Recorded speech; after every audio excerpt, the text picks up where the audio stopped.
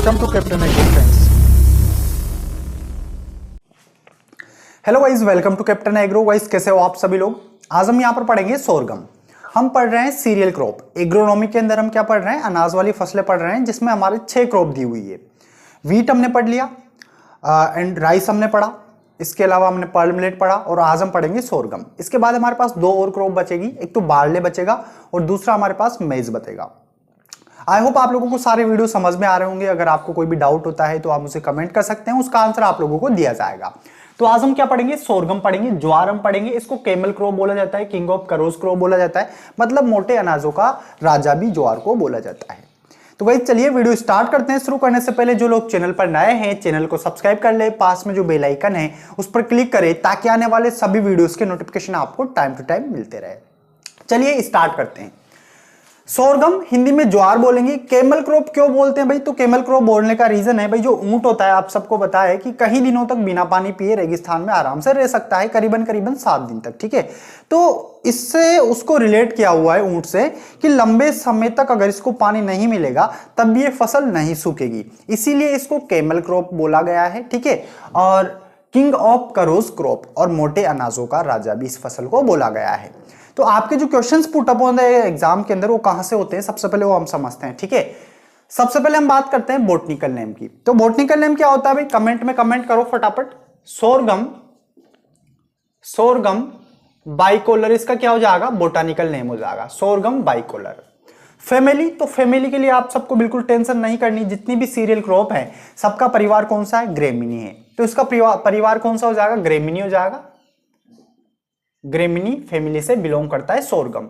Origin की बात करें तो ओरिजिन कौन सा हो जाएगा इसका, अफ्रीका हो जाएगा। पर्ल मिलेट का भी क्या है, अफ्रीका है, अफ्रीका। समझते हुए चलना, याद करते हुए चलना। क्रोमोसोम नंबर की अगर हम बात करें तो गुणसूत्रों की संख्या कितनी होती है, 2n = 20 होती है। कितनी होती है, 2n = 20 होती है। प्रोटीन कितना होता है इसके अंदर, प्रोटीन होता है 10 से 12%। कितना होता है, 10 से 12% में प्रोटीन की मात्रा होती है। इसका जो इन्फ्लोरेंस होता है, कहने का मतलब है पुष्पक्रम, उसको क्या बोलते हैं, तो पुष्पक्रम को बोलते हैं पेनिकल। क्या बोलते हैं, पेनिकल बोलते हैं, बिल्कुल अच्छे से याद रखना, पेनिकल।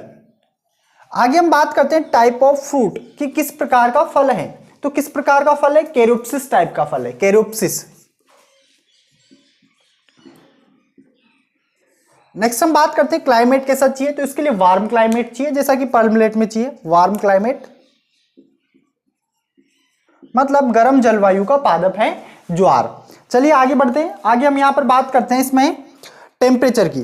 तो टेम्परेचर इसके लिए चाहिए 20 डिग्री सेल्सियस। कितना चाहिए, 20 डिग्री सेल्सियस। 2 तरीके का टेम्परेचर यहां पर हम देखेंगे। एक तो हम देखेंगे जर्मिनेशन के लिए, जर्मिनेशन मतलब अंकुरण के लिए जो टेम्परेचर चाहिए 20 डिग्री सेल्सियस होना चाहिए। एंड नेक्स्ट में बात करूं ग्रोथ, ग्रोथ के लिए कितना टेम्परेचर होना चाहिए, तो ग्रोथ के लिए होना चाहिए 26 से 30 डिग्री सेल्सियस, 26 से 30 डिग्री सेल्सियस ग्रोथ के लिए टेम्परेचर। तो दोनों बिल्कुल अलग अलग याद रखना। अगर अंकुरण का आपसे पूछा जाता है तो आप 20 डिग्री सेल्सियस लगाओगे, और अगर आपसे ग्रोथ का पूछा जाता है तो आप 26 से 30 डिग्री सेल्सियस आप लगाओगे। वाटर रिक्वायरमेंट की बात करें तो 450 से लेकर 600 मिलीमीटर इसके लिए जलमांग की आवश्यकता पड़ती है। आगे हम बात करें सोइल, तो सोइल इसके लिए चाहिए लॉम एंड क्ले सोइल, बलुई दोमट मृदा इसके लिए चाहिए। नोट, यहां नोट में भाई इस पे स्टार लगा लेना, सबसे मोस्ट इंपोर्टेंट क्वेश्चन बनता है ज्वार का। जो नी स्टेज होती है, देखो क्वेश्चन अलग अलग तरीके से पुटअप किया जाता है कि ज्वार में विषैला पदार्थ कौन सा होता है, कितनी मात्रा इसकी हानिकारक होती है। तो देखो ज्वार में जो विषैला पदार्थ होता है, जो पॉइजन होता है, वो क्या होता है, धुरीन होता है। क्या होता है, धुरीन। धुरीन को HCN भी हम बोलते हैं। अब ये कब बनता है, देखो ये बनता है जब ज्वार नी स्टेज पे हो। नी स्टेज मतलब समझ रहे हो, घुटनों तक जब आ जाए वो, ठीक है ना।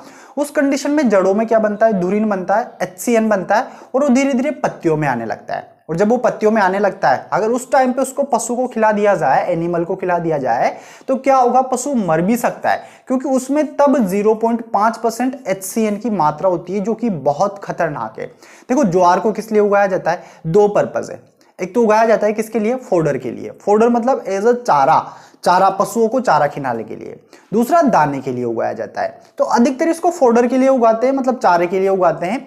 तो हमें ज्वार को, कहने का मतलब है जब 50% फ्लावर आ जाए क्रॉप में, तभी हमें पशुओं को डालना है।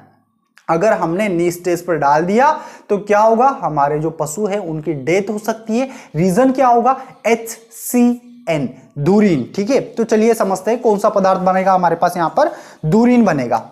दूरीन, इसको HCN बोलते हैं। इसके अलावा इसको प्रूसिन,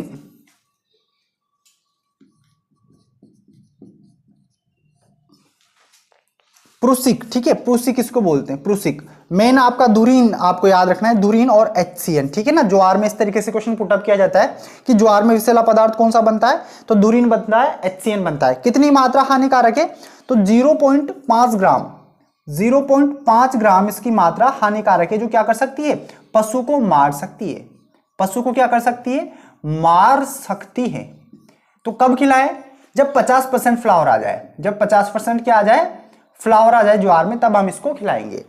नेक्स्ट प्रोडक्शन की अगर हम बात करें तो हाईएस्ट जो प्रोडक्शन होता है, अभी का डेटा में नाइजीरिया बताता है, लेकिन आपको नाइजीरिया नहीं लगाना, आपको लगाना है USA, United state of America. इसके बाद में आपके पास आता है इंडिया, और इंडिया के बाद में, इंडिया में हम बात करें तो महाराष्ट्र आता है। महाराष्ट्र में इंडिया का 53% क्या होता है, ज्वार का प्रोडक्शन होता है। तो आपको प्रोडक्शन इस तरीके से याद रखना है। प्रोडक्शन आपसे नहीं पूछा जाता, अभी हम एक बार इस पूरे को देख ले, उसके बाद भी मैं आपको कुछ पॉइंट बताऊंगा जो इंपॉर्टेंट है, जहां से आपका क्वेश्चन हर बार बनता है और कहीं दफा एग्जाम में रिपीट हुआ है। नेक्स्ट हम बात करें सीड रेट, तो देखो सीड रेट पे स्टार लगा के याद करना है, क्योंकि दो तरीके की सीड रेट आपसे पूछी जाती है, एक तो चारे के लिए और एक आपसे दाने के लिए पूछी जाती है। मैं बात करूं फोडर के लिए, तो फोडर के लिए कितने बीज दर लेते हैं, फोडर के लिए लेते हैं 30 से 40 kg प्रति हेक्टेयर। एंड मैं बात करूं सीड के लिए, तो सीड के लिए लेते हैं 9 to 12 kg प्रति हेक्टेयर, हम क्या लेते हैं, सीड रेट लेते हैं। यहां पर हम बात करें स्पेसिंग की, तो देखो स्पेसिंग हम रखते हैं 45 × 15 सेंटीमीटर, 45 × 12 भी रखते हैं। 45 × 15 सेंटीमीटर का क्या मतलब है भाई, स्पेसिंग का, प्लांट टू प्लांट नहीं है, रो टू रो तो 45 रखेंगे और प्लांट टू प्लांट 15 सेंटीमीटर रखेंगे। इस तरीके से आपको याद रखना है। नंबर ऑफ प्लांट की हम बात करें कि कितने प्लांट लगते हैं 1 हेक्टेयर के अंदर, जैसे पर्ल मिलेट में हमने देखा था कितने प्लांट लगे थे, 1,66,000। ऐसे यहां पर मैं बात करूं कि इसमें नंबर ऑफ प्लांट कितने लगेंगे, तो इसमें नंबर ऑफ प्लांट लगेंगे 1,50,000, अप्रोक्स 1,50,000 आपको याद रखना है। ठीक है भाई, दिखने में कोई प्रॉब्लम तो नहीं हो रही ना, दिखाई दे रहा होगा आई होप आप लोगों को, क्योंकि काफी टाइम से लाइटें नहीं आ रही, तो मैंने सोचा लाइटों का कोई भरोसा नहीं है, तो इसलिए कंटिन्यू क्लास लगते हैं। आई होप आपको दिखाई दे रहा होगा। नंबर ऑफ प्लांट कितने लगेंगे, 1,50,000 प्रति हेक्टेयर के अंदर। ये जो पूरा बॉक्स है, इस पे आप स्टार लगा के बिल्कुल अच्छे से इसको याद कर ले, क्योंकि क्वेश्चन आपका यहां से कई बार पूछा गया है एग्जाम के अंदर।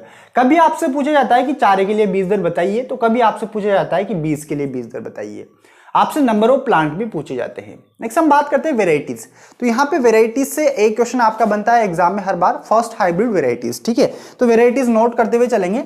सबसे पहली वेराइटी है CSH1। जो CSH1 वेराइटी है, ये इंडिया की फर्स्ट हाइब्रिड वेराइटी है और इसको 1964 में डेवलप किया था। इंडिया फर्स्ट हाइब्रिड वेराइटी, ठीक है, और 1964 में इसको क्या किया था, डेवलप किया था। इसके बाद में अगली किस्म आती है जो अधिक सूखा सहनशील है, मतलब काफी ज्यादा ड्राउट टॉलरेंट जो है, तो है CSH9। कौन सी CSH9 है, जो काफी ज्यादा सूखा अधिक सहनशील फसल है, सूखा सहनशील वेराइटी। अगली आती है CSV15। CSV15, और ये एक ऐसी क्रॉप है जिसको दोनों पर्पस के लिए उगा सकते हैं, मतलब चारा प्लस दाना, मतलब फोडर एंड ग्रेन, दोनों के लिए इसको उगाया जाता है। कौन सी वेराइटीज को, CSV15 को। नेक्स्ट हम बात करते हैं यहां पर फोडर। फोडर के लिए कौन सी वेराइटी, देखो फोडर के लिए अलग किस्में उगाते हैं। फोडर के लिए जो वेराइटी हमारे पास वो आती है M35-1, M35-1 है। एंड हमारे पास है पूसा चरी, राजस्थान चरी, मध्य प्रदेश MP चरी। ठीक है, तो चरी से याद रखना, फोडर के लिए चरी है। एंड इसके अलावा SSG 888 है, 888 आपको याद रखना है। इसके अलावा है SSG 59 3। एंड हमारे पास इसके बाद SSV SSV आती है, 53 आती है, 84 आती है एंड 96 आती है। तो हमारे पास दो वेराइटी हमने देखी यहां पर, एक तो दाने के लिए देखी। तो यहां पे आपको कौन सी वेराइटी पर फोकस करना है? अधिकतर आपको फोकस करना है CSH1 पर, क्योंकि ये फर्स्ट हाइब्रिड वेराइटी है। यहां से इस तरीके से क्वेश्चन पुटअप किया जाता है कि ज्वार की सबसे पहली किस्म कौन सी है? हाइब्रिड, संकर। तो आपका राइट आंसर क्या हो जाएगा? CSH1 हो जाएगा। दूसरा एक क्वेश्चन आपसे पूछा गया है कि SSG 888 किसकी वेराइटी है? तो किसकी वेराइटी है भाई? ज्वार की वेराइटी है। नेक्स्ट हम बात करें यहां पर वीडिसाइड। तो देखो वीडिसाइड यहां से पूछा जाता है, ये नहीं पूछा जाएगा कि कौन सा खरपतवार लगता है, कौन सा खरपतवार मुख्य है। यहां से इस तरीके से पूछा जाएगा कि इसमें कौन सा खरपतवार नाशक काम में लिया जाता है। तो इसमें काम में लेते हैं एट्राजिन। क्या काम में लेते हैं? एट्राजिन हम काम में लेते हैं, मोस्ट इंपोर्टेंट है एट्राजिन। और एट्राजिन लेते हैं 1 kg प्रति हेक्टेयर के हिसाब से हम काम में लेते हैं। ये मोस्ट इंपोर्टेंट है। पर्ल मिलेट में और सोरगम में, दोनों में आपको क्या लगाना है? एट्राजिन लगाना है। नेक्स्ट हम बात करें एनपीके कितना डालेंगे? Nitrogen, phosphorus, potash. तो हम डालेंगे यहां पर 60 40 60, सॉरी यहां पर हम डालेंगे नाइट्रोजन तो डालेंगे 80, फास्फोरस डालेंगे हम 60 एंड पोटास डालेंगे 40 kg प्रति हेक्टेयर। यहां पे अगर मैं बात करूं फार्म यार्ड मैन्यूर, तो फार्म यार्ड मैन्यूर डालेंगे 10 से 12 टन प्रति हेक्टेयर। 10 से 12 टन प्रति हेक्टेयर हम डालेंगे। नेक्स्ट हम बात करते हैं इंसेक्ट कौन सा लगता है। तो देखो इसमें इंसेक्ट और डिजीज आपसे नहीं पूछे जाते, लेकिन बेसिक हम देख लेते हैं। एक तो स्टम बोरेर लगता है, दूसरा सूट फ्लाई लगता है। ये दोनों मेजर इंसेक्ट है ज्वार के। कौन कौन सा? स्टम बोरेर, दूसरा आपके पास आता है सूट फ्लाई, तना मक्खी। ये तने पर अफेक्ट करती है, ठीक है। तो नॉर्मल हम यहाँ पे याद रखेंगे कि कंट्रोल किससे करेंगे? तो कंट्रोल हम करेंगे कार्बोफ्यूरॉन से। किससे करेंगे? कार्बोफ्यूरॉन 3G लेना है, 8 से 10 kg प्रति हेक्टेयर का हमें प्रयोग करना है। तो ये हमारा इंसेक्ट हो गया। हमारे पास कुछ डिजीज हैं, डिजीज आपसे नहीं पूछी जाती, मैं आपको नॉर्मल बता दूंगा कि कौन कौन से डिजीज हैं और कंट्रोल किससे करेंगे। एक बार वापस से रिवाइज करते हैं। अगर आप लोगों ने स्क्रीनशॉट नहीं लिया है तो आप स्क्रीनशॉट ले ले, ताकि आपको बिल्कुल अच्छे से समझ में आ जाए। सोरगम हिंदी में ज्वार बोलेंगे, केमल क्रो बोला जाता है, किंग ऑफ करोस क्रो भी इसको बोलते हैं। बोटानिकल नेम है सोरगम बाइकोलर एंड फैमिली है ग्रेमिनी एंड ओरिजिन है Africa. Chromosome number 2n = 20, protein percentage 10 to 12% and जो इसका पुष्पक्रम होता है उसको हम क्या बोलते हैं? पेनिकल बोलते हैं। टाइप ऑफ फ्रूट कैरियोप्सिस है। क्लाइमेट वार्म क्लाइमेट चाहिए। जर्मिनेशन के लिए हमारे पास टेम्परेचर 20 डिग्री सेल्सियस होना चाहिए एंड ग्रोथ के लिए कितना होना चाहिए? 26 से 30 डिग्री सेल्सियस होना चाहिए। वाटर रिक्वायरमेंट 450 से 600 मिलीमीटर होना चाहिए। आपको सबसे पहले बोटनिकल नेम अच्छे से याद होना चाहिए। पुष्पक्रम आपको याद रखना है, प्रोटीन आपको याद रखना है। ये तीनों चीजें आपसे नहीं पूछी जाती एग्जाम के अंदर। टाइप ऑफ फ्रूट आपको याद रखना है कैरियोप्सिस। भाई अधिकतर जो फैमिली आपसे पूछी जाती है वो या तो मेडिसिनल प्लांट की या फ्लोरिकल्चर या वेजिटेबल में से आपका क्वेश्चन बनता है। यहां से बहुत कम चांसेस होते हैं। ग्रेमिनी आपको ऑटोमेटिक याद हो जाएगी कि जितने भी सीरियल है सबका परिवार कौन सा है? ग्रेमिनी है। टाइप ऑफ फ्रूट कौन सा हो जाएगा? कैरियोप्सिस हो जाएगा। क्लाइमेट हमने देख लिया। इस पर थोड़ा सा फोकस करें टेम्परेचर के ऊपर। Soil loamy and clay soil आपके पास चाहिए और इस पे स्टार लगा लेना कि इसमें कौन सा विषैला पदार्थ बनता है। तो दूरिन बनता है जो 0.5 ग्राम जो है पशु को मार सकती है। किस स्टेज पे बनता है? उस स्टेज को हम नी स्टेज बोलते हैं। नेक्स्ट हम बात करें प्रोडक्शन की, तो USA, India, Maharashtra. Seed rate बिल्कुल अच्छे से याद रखना। फोडर के लिए अलग है, ग्रेन के लिए अलग है। स्पेसिंग हमारे पास 45 × 15 है। नंबर ऑफ प्लांट 1,50,000, ठीक है। वेराइटीज हमने देखी, CSH1 है जो इंडिया की सबसे पहली संकर किस्म है।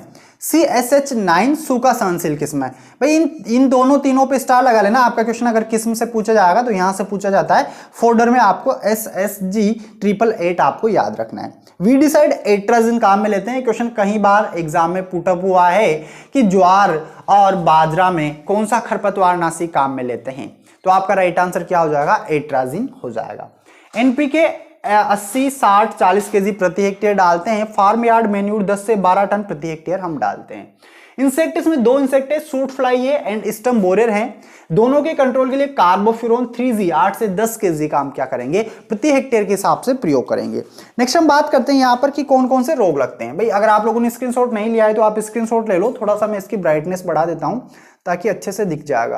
यार लाइट की काफी ज्यादा प्रॉब्लम होती है। आई होप आपको दिख गया होगा। चलिए आगे हम बात करते हैं यहाँ पर डिजीज कौन कौन सी लगती है, रोग। तो देखो इसमें 4-5 रोग हैं जो काफी ज्यादा मतलब इंपॉर्टेंट नहीं है, रोग नहीं पूछे जाते, बट हम यहां पर देखेंगे, हो सकता है पूछ लिया जाए। दाना कंड रोग आता है, पहला कौन सा रोग आता है? दाना कंड रोग कवक के द्वारा होता है। किसके द्वारा होता है? कवक के द्वारा। कौन सी कवक के द्वारा होता है? तो कवक द्वारा होता है, तो कवक है स्फेलोथिका सोरगाई। स्फेलोथिका सोरगाई, ये आपसे नहीं पूछा जाएगा, हम रोग के नाम याद करेंगे नॉर्मल। दाना कंड रोग है। दूसरा है श्याम वर्ण को इंग्लिश में एंथ्रेकोनोज बोलते हैं। थर्ड हमारे पास आता है यहां पर सुगरी रोग हो गया, एंड तना विगलन। ये 4 डिजीज हैं जो मोस्ट इंपॉर्टेंट है किसके लिए? ज्वार के लिए। अब कंट्रोल किससे करेंगे? तो सबका कंट्रोल हम करेंगे किससे? कंट्रोल क्या, हमें पहले ही बीज उपचार करना पड़ेगा। किससे करेंगे? मेनकोजेब से। मेनकोजेब से हम क्या करेंगे? सीड को ट्रीट कर सकते हैं, या हम यहाँ पर इमिडाक्लोप्रिड भी ले सकते हैं, ठीक है, कार्बेंडाजिल भी हम यहाँ पर ले सकते हैं, बहुत सारी दवाइयाँ हैं। तो कितना लेना है? 2 ग्राम लेना है, 2 ग्राम प्रति केजी बीज के हिसाब से हमें ट्रीट करना है। तो इस तरीके से आपको याद रखना है। तो गाइज आई होप आप लोगों को सारा मतलब समझ में आया होगा कि ज्वार में क्या क्या इंपॉर्टेंट है, हमें क्या क्या पढ़ना है। ज्यादा कुछ नहीं दे रखा। बहुत सारे स्टूडेंट को लगता है कि सर बहुत सारी क्रॉप है, कैसे याद करेंगे? तो कुछ भी नहीं है, अगर आप इनको बिल्कुल अच्छे से सीक्वेंस तरीके से पढ़ते हुए चलोगे, जैसे सीरियल्स को अलग पढ़ोगे, ऑयल सीड को अलग से पढ़ोगे, पल्सेस को अलग से पढ़ोगे, फाइबर क्रॉप को अलग से पढ़ोगे, तो बिल्कुल अच्छे से आपको याद होएगा। प्लस आप बिल्कुल यार प्रैक्टिस करते हुए चले, मतलब रिवीजन करते हुए चले, क्योंकि रिवाइज करने से आपको परमानेंट तरीके से याद हो जाएगा। इतना ज़्यादा कुछ है नहीं, जितने भी एंट्रेंस एग्जाम होते हैं ज़्यादा डीपली क्वेश्चन आपका नहीं जाता। नॉर्मल क्वेश्चन आपसे पूछा जाता है, वीडियो के बाहर से आपका क्वेश्चन नहीं पुटअप होगा। आप वीडियो को बिल्कुल अच्छे से देखें, फोकस करें, बिल्कुल अच्छे से याद करें। जो भी पॉइंट मैं आपको यहाँ पर लिखाता हूँ मोस्ट इंपोर्टेंट होते हैं सारे के सारे। मैं रामायण नहीं पढ़ाता, ऐसा नहीं है कि हम बिल्कुल रामायण पढ़ रहे हैं बिल्कुल अच्छे से, ठीक है, हम रामायण नहीं पढ़ रहे हैं, हम यहाँ पर बात कर रहे हैं पॉइंट टू पॉइंट की। तो आप पॉइंट टू पॉइंट याद करें, ज़्यादा से ज़्यादा 20 पॉइंट होंगे इसमें जो हमने पढ़े हैं, तो 20 पॉइंट तो हम याद कर ही सकते हैं। आप 1-2 बार रिवाइज कर लोगे, आपको परमानेंट तरीके से याद हो जाएगा। तो गाइज कैसा लगा आपको ये वीडियो, आप मुझे कमेंट करके जरूर बताएं। जो लोग चैनल पर नए हैं, चैनल को सब्सक्राइब कर ले, पास में जो बेल आइकन है उस पर क्लिक करें, ताकि आने वाले सभी वीडियोस के नोटिफिकेशन आपको टाइम टू टाइम मिलते रहे। और गाइज यार आप सपोर्ट करें, मैं बार बार बोलना पड़ता है लेकिन सपोर्ट बहुत कम स्टूडेंट करते हैं। सपोर्ट करें, गूगल पे का लिंक आपको नीचे डिस्क्रिप्शन में दिया हुआ है, आपसे जितना हो सके 15 रुपये 20 रुपये आप मुझे गूगल पे से पे जरूर करें। तो गाइज हम मिलते हैं नेक्स्ट वीडियो में, तब तक के लिए नमस्कार, जय जवान जय किसान, जय हिंद। और बिल्कुल अच्छे से तैयारी करते रहिए क्योंकि एग्जाम आपके पास में है।